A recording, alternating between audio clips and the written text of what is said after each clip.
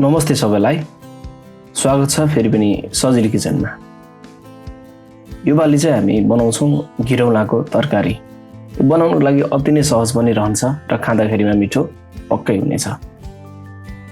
अब यो बनाउनुको लागि त सुरुमा हामीलाई घिरौला चाहियो। मैले चाहिँ यो आफ्नै बारीको यो घिरौला लिएको छु र यसरी टिपेर मैले राखेँ। यसपछि यसलाई बोक्रा सबै फ्याँकिदिएँ धोएर, अनि यसलाई यसरी काटिदिएँ।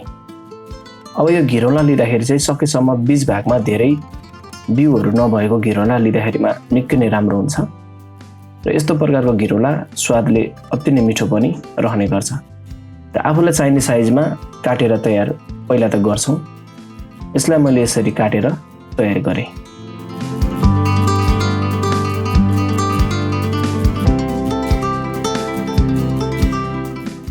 र काटेर एउटा भाँडामा राखिदिएँ। अनि मसलाको लागि सुकेको खुर्सानी, धनियाँ, जिरा, मरिच राखेर यसरी चलाइदिने।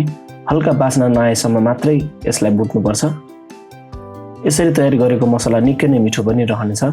अब एउटा मिक्सिङ जारमा लसुन, अदुवा, पानी अलिकति राखेर यतिको पिसेर तयार गरेँ। अब यसलाई एक साइडमा राखिदिउँ अनि तेल राखेर एउटा भाँडामा राम्ररी तेल तातिनेलाई छोडिदिने। अब यसमा मेथी, प्याजलाई राखेर चलाइदिने।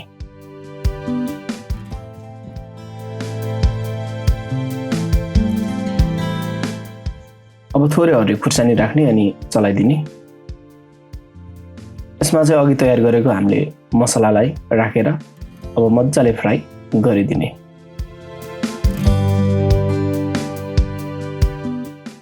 अब यसमा अलिकति बेसार राखेर चलाइदिने।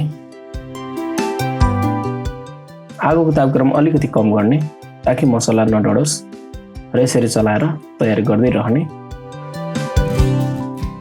अब यसमा टमाटर र नुनलाई राखिदिने अनि चलाइदिने।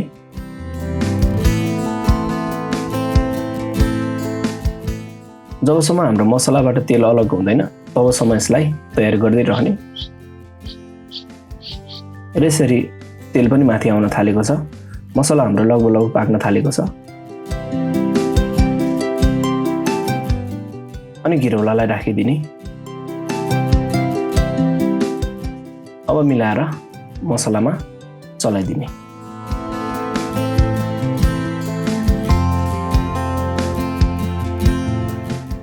अब यसलाई छोपेर पकाइदिउँ। जबसम्म घिरौला राम्ररी घट्दैन र यसको पानी मजाले सुक्दैन तबसम्म यसलाई पकाउँदै तयार गर्नुपर्छ। यसलाई छोप्दै तयार गऱ्यो भने निकै नै राम्रोसँग पाक्ने पनि गर्दछ।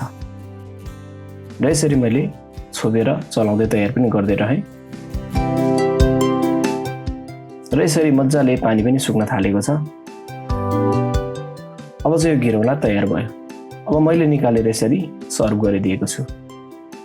निकै नै स्वादिलो भएको यो घिरौलाको रेसिपी एकदमै सजिलो पनि रहेको छ।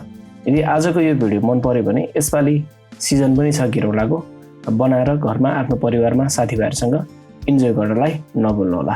फेरि हामी भेट्नेछौँ अर्को नयाँ र मिठो नेपाली रेसिपीहरूको साथमा।